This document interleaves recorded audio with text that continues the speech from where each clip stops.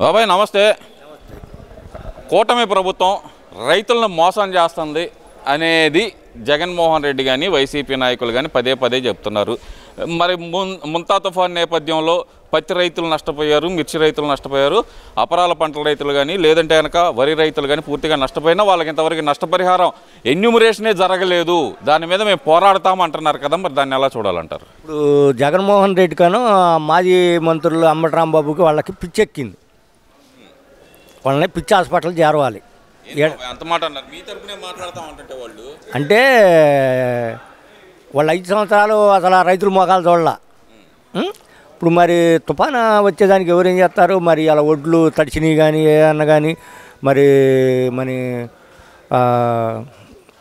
నాజల్ల మనోహర్ గారు కొనంగానే నీకు 24 గంటల్లో డబ్బులు ఇస్తానంటున్నాడు. ఇప్పుడు పత్తికి కూడా రైతులకు అంతే ఇస్తామంటున్నారు. మరి పత్తి కూడా మనం తడుపుకొని తేటమో రాకపోతే నిమ్ముద్ది తేటమో అటు తేకూడదు. మనం లోకల్గా బాగుండాలి పత్తి, ఏదో కుడియాడంగా. మరి ఇప్పుడుకు బాగానే కొంటున్నారు పత్తి. మిర్చి కూడా దాదాపు ఈ నెలలో ఒక 2000-3000 పెరిగింది రేటు. మిర్చి రేట్లు రైతులు కూడా సంతోషంగా ఉన్నారు. మరి కాలువలు కూడా ఈ సంవత్సరం బాగా వస్తున్నాయి. మరి జగన్ ప్రభుత్వం ఉండగా పిచ్చెట్లు పెరిగినాయి. కూటమి ప్రభుత్వం రాగానే కాలువలు కానీ ఆయన కానీ అన్నీ రిపేర్ చేశారు. ఎమ్మటే 3 నెలల్లో రిపేర్ చేసి అందరికి నీళ్ళు బాగా అందుబాటులో ఉండి ఇవాళ. మరి ఇంకేం చేయలేదు చెప్పమనండి. రైతు భరోసా ఇస్తున్నారు, మరి అందరికీ డబ్బులు ఇస్తున్నారు. మరి ఇంకేం చేయాలా? మరి మందు కట్టలు కానీ ఏమైనా కానీ అవి కూడా సక్రమంగా బాగానే చేస్తున్నారు. అసలు ఏమీ లేదు. ఈ కూటమి ప్రభుత్వం అనేది రైతు ద్రోహి ప్రభుత్వం అంటున్నారు కదా, అది నిజమేనా మరి? ఎందుకంటే ఇస్తా అన్న 20 ఏళ్ళు కూడా ఇవ్వకుండా ఎగ్గొట్టారు. ఇదేం పని? అసలే మేము ఉన్నట్టయితే ఈ పాటికి అందరిని ఆదుకునే వాళ్ళం. ఒక్కొక్క కుటుంబాన్ని అసలు రైతుల ఆత్మహత్యలు లేకుండా చూసుకున్నాం మేము అన్నారు కదా బాబాయ్. మరి అప్పుడు రైతులు ఎంతమంది చచ్చిపోయారో ఆయనకి లెక్క తెలియదు. ఆయన ఇంట్లో నుంచి బయటకు వచ్చేగా తెలియటానికి. మరి పేపర్ వాళ్ళు ఏదైనా రాస్తే వాళ్ళని వేసుకెళ్ళి లోన్ వేసేవాళ్ళు. మరి బ్యాండీ షాపులు కుంభకోణం ఏ కాడికి సంపాదించుకోవటం, మరి అంతా అలా నకిలీ ముందే అమ్మింది. మరి ఇవాళ 100 రూపాయలు అమ్మే ముందు అలా 250-150 అమ్మారు. సొంత కంపెనీలు పెట్టాడు. మరి ఇలా ఇన్ని తీసేసి మన ఈ మధ్య మళ్ళీ విజయవాడ మాజీ మంత్రి సొంతంగా తయారు చేశాడు. మరి తిరుపతి దేవస్థానం కూడా అంత పామాయిలతోటి లడ్డూలు తయారు చేసి మరి వాళ్ళ బాబాయ్ చైర్మన్, ఆయన పేరుని మనకి తెలియదు, వై సుబ్బారెడ్డి గారు, మరి ఆయన ఇంకొక ఆయన కరుణ రెడ్డి గారు, వీళ్ళందరూ కలిపి అంతా తిరుపతి దేవస్థానం వాళ్ళు సొంతంగా చేశారు. భక్తులు అంట కదా వాళ్ళు, మేము అక్కడ ప్రమాణం చేస్తానన్నాడు కదా, ప్రమాణం కూడా చేశాడు. వాళ్ళు ఎట్ట భక్తులు అవుతారయ్యా? వాళ్ళు చర్చికి పోయేవాళ్ళు భక్తులు ఎట్ట అవుతారు వెంకటేశ్వర స్వామికి? అది వాళ్ళకి డబ్బు మీద పేముండి చైర్మన్ అవి తీసుకున్నారు కానీ వెంకటేశ్వర స్వామి మీద పేముండి కాదు. వాళ్ళు సుబ్బారెడ్డి, జగన్ అందరూ చర్చికి పోయేవాళ్ళే. వాళ్ళ కుటుంబం, వాళ్ళ బాబాయ్ వాళ్ళు, వాళ్ళ అందరూ చర్చికి పోయేవాళ్ళే. విచారణకు రమ్మంటే నేను రాలేను, నన్నే ఇంటికి వచ్చి విచారించండి, నాకు హెల్త్ బాగాలేదని చెబుతున్నాడు. మరి వైవి సుబ్బారెడ్డి మొన్నటిదాకేమో నేను రానన్నాడు, ఇప్పుడేం అవసరం అయితే ఇంటికి వచ్చి విచారించండి, నేను రాలేను అంటున్నాడు. ఎలా చూడాలంటారు మరి? అంటే లోనేస్తారని భయపడి ఏదో ఒకటి అంకలు చెప్పి గడపటం. మరి ఈ పరకామణి కేసులో కూడా ఎవరైతే కేసు పెట్టారో ఆ వ్యక్తే చనిపోవటం బాబాయ్, అసలు ఎలా చూడాలంటారు దీన్ని? ఇప్పుడు ఆయన్ని మొన్న రైలు కింద పడి చనిపోయినని కూడా ఈ వైఎస్ఆర్ వాళ్ళదే పాత్ర. ఎలా చెప్పగలుగుతున్నారు? సత్యం ఆయన అన్ని బయట పెడతాడని రైలు నుంచి బయటకు నెట్టారు. కాదు, ఆత్మహత్య చేసుకున్నాడని చెప్పి బొమ్మన కరుణాకర్ రెడ్డి చెబుతున్నాడు కదా. ఆయన్ని కూడా నెడితే కానీ ఒక రైలు నుంచి విమానం నుంచి అప్పుడు తెలిసిద్ది. ఆయన చెప్పేది అంతా అబద్ధమే. ఆయన ఇది కదా, అలోలియా మతం కదా. ఆయన వెంకటేశ్వర స్వామి వాళ్ళు కాదు అసలు. ఆ ఉద్యోగస్తులు కానీ వాళ్ళు కానీ అందరూ వెంకటేశ్వర స్వామి భక్తి ఉండేవాళ్ళు కాదు.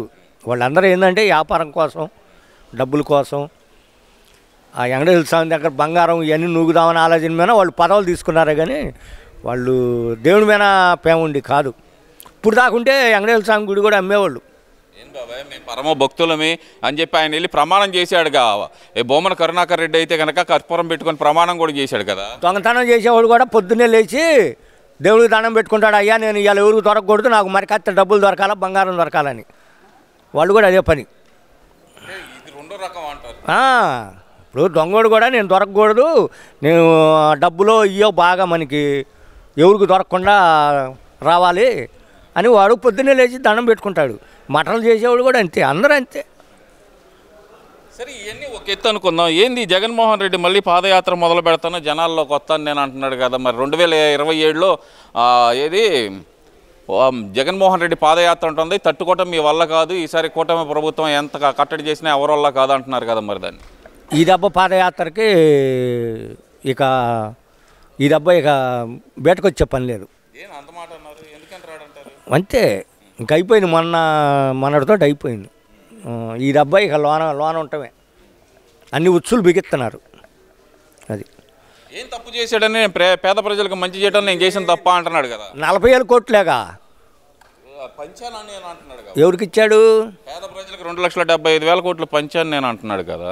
40,000 కోట్లు అన్నీ బ్యాండీ షాపుల మీద కానీ ఇంకోటి వాళ్ళ ఆనందం కానీ మొత్తం 40,000 కోట్లు. అంతే అంటారు. చాలా తక్కువ కింద లెక్కే అది. మరి ఓవరాల్గా చూసుకుంటే కనుక మరి జగన్మోహన్ రెడ్డి పాదయాత్రకు వస్తే ప్రజల నుంచి స్పందన ఎలా ఉండబోతుంది అనుకోవచ్చు అంటారు. అని చెప్పులో కొడుగుడ్లో ఎవడు పడతాయిగా. ఏంది బాబాయ్ అసలు ఇప్పుడు బయటకు వస్తేనే సీఎం అంటూ తట్టుకోలేకపోతున్నారు, ఈ కూటమి ప్రభుత్వం కంట్రోల్ చేయలేకపోతుంది అంటే మీరేమో ఈ మాట అంటున్నారు. వాళ్ళందరూ వాడి ఎమ్మట ఎగిరే వాళ్ళు అందరూ తోడు దొంగలు, జేబులు నూకేవాళ్ళు, రేతిరి మాటలు చేసేవాళ్ళు, ఈ దొంగ బ్యాండ్ అమ్మేవాళ్ళు వాళ్ళు. మరి వాళ్ళు జైలు కొట్టకుండా ఎట్టుంటారు? మళ్ళీ కొడాలి నాని కూడా అంటున్నాడు కదా ఈ మధ్యకాలంలో, ఈ జగన్మోహన్ రెడ్డికి రుణపడి ఉంటాను, 2029లో ముఖ్యమంత్రి కావాలని కోరుకుంటున్నాను అని అంటున్నాడు కదా. కొడాలి నాని ఇప్పుడు వాడు ఉన్నాడు కదా వల్లభనేని వంశీగా, వాడి గతి ఇంకా పట్ల వీడికి ఇంకా కొద్దిగా దగ్గరలోకి వచ్చింది. వాడికి ఏదో కొద్దిగా ఆ రోగం ఉందని ఆపారు పోలీసు వాళ్ళు, మళ్ళీ పోలీస్ స్టేషన్లో చస్తాడనని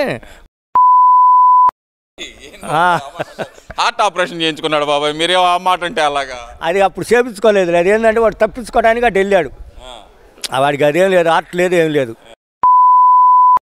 వాడు ఏంటంటే అది ఉందని పోలీసు వాళ్ళు లోనెత్తే చచ్చిపోతారని వాడిని లోనెట్లా. అది సరే ఇవన్నీ కాదు బాబాయ్. అంబటి రాంబాబు మీ జిల్లా వ్యక్తి, ఈ ప్రభుత్వాన్ని అసలుకి గడగడలాడిస్తున్నారని చెప్పి నా మీద అక్రమంగా కేసులు పెడుతున్నారు, అన్యాయంగా కేసులు పెడుతున్నారు, మా మీద దాడులు చేస్తున్నారు, ఇదేం ప్రభుత్వం అంటున్నాడు కదా. మరి ఇప్పుడు 2014లో ఒక తడవ మేడుకుంటారు కాడ కొట్టారు జనం ఆపి, ఏదో దాడి చేయడానికి పోతే. ఇప్పుడు ఈ మధ్య ఎవరు కొట్టలా, ఇప్పుడు ఈ దగ్గరకు వచ్చింది కొట్టించుకునే టైం. ఏం బాబాయ్ మాజీ మంత్రి బాబాయ్ ఆయన, మాజీ మంత్రి కాలువలు ఆడండే తెలియదు వాడికి, ఏ ఆడండే కూడా నీటిపారుదల మంత్రి తెలిస్తేనే మంత్రి అవ్వాలని రూల్ ఉందా అంటున్నాడు కదా. నాకే తెలియదు అన్నాడు, ఆడండే పోలవరం ఏడుందో నాకు తెలియదు అన్నాడు, సాగర్ ఏడుందో నాకు తెలియదు అన్నాడు, రైతులు ఎక్కడ ఉందో నాకు తెలియదు అన్నాడు. ఏదో పిచ్చి కుక్క మాట్లాడతాడు. ఏదో అంటే హాస్పిటల్లో ప్రైవేటు ఇది చేస్తున్నారని ఇది ఒక గోల ఊరక ఏదో పుకారు. మరి పుకారు కాబట్టి హాస్పిటల్ ఎవరికి ఇచ్చారో చెప్పమును. చంద్రబాబు నాయుడు తన బినామీలకు అమ్ముకోవటానికే పీపీపీ అంటున్నాడు అని చెబుతున్నాడు. అంటే ఎవరికి ఇచ్చాడో చెప్పమును, నీకు అమ్మారా నాకు అమ్మాడా అని చెప్పాలిగా. మరి ప్రైవేట్ చేశాడు పలానా వాళ్ళకి అమ్మారని చెప్పాలిగా. ఇప్పుడు పత్తి పలానా వాళ్ళకి అమ్మారని చెప్పారు కదా, అటు చెప్పాలిగా.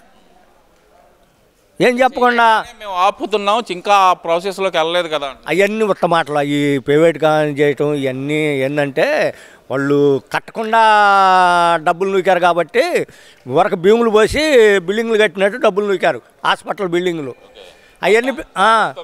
దాన్ని లైన్ తప్పించడానికి ఈ పుకారు అనమాట.